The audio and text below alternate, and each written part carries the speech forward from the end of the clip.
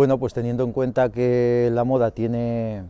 tres importantes influencias que ha recibido desde sus orígenes, una que está relacionada con la aristocracia, otra que tiene que ver con los flirteos con el mundo del arte y las vanguardias, y otra que tiene que ver con la sensibilidad hacia las creaciones que de un modo espontáneo se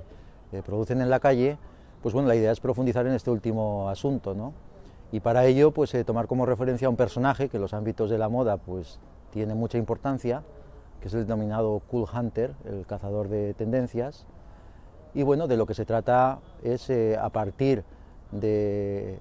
la idea de estos tipos, de que realmente las tendencias se marcan en la calle y ellos lo que hacen es detectarlas y posteriormente venderlas a los diseñadores, de lo que se trata es de averiguar cómo se generan esas tendencias. Entonces, básicamente lo que voy a contar es algunos aspectos relacionados con la investigación que hicimos en Zaragoza, en el que analizamos pues, distintas tribus juveniles, tribus urbanas juveniles, 14 en concreto.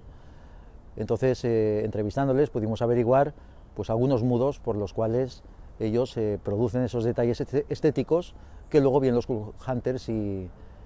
detectan como innovaciones, ¿no? Y entonces lo que vimos claramente es que, en primer lugar, lo que hacen es reciclar,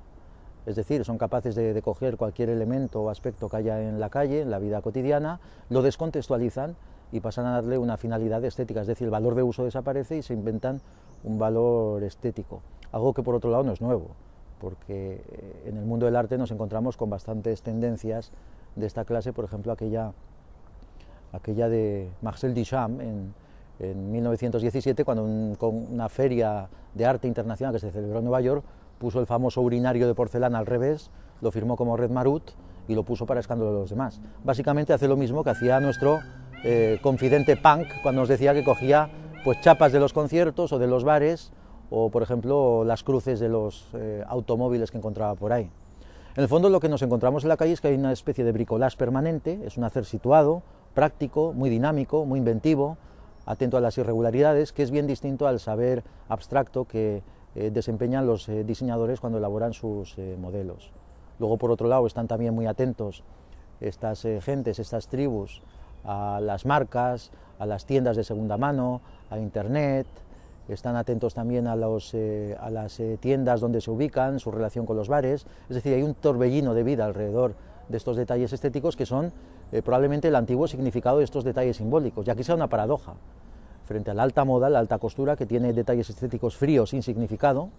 De hecho, los diseñadores se tienen que encargar de proporcionar cuerpo y sentimiento a ello, pues alquilando servicios de actores famosos, etcétera, para que vistan sus productos. Pues entre las creaciones de la calle nos encontramos con que el contenido, el estilo de vida, el bullicio urbano, las gentes, el espíritu de la calle está permanentemente presente, y ese es el significado. Bueno, y eso es un buen pretexto pues, para conversar sobre bastantes más cosas, pues porque la política, la ciencia, la religión también se podrían entender con este juego de élites, gentes, unas creativas, otras que roban ideas, etc.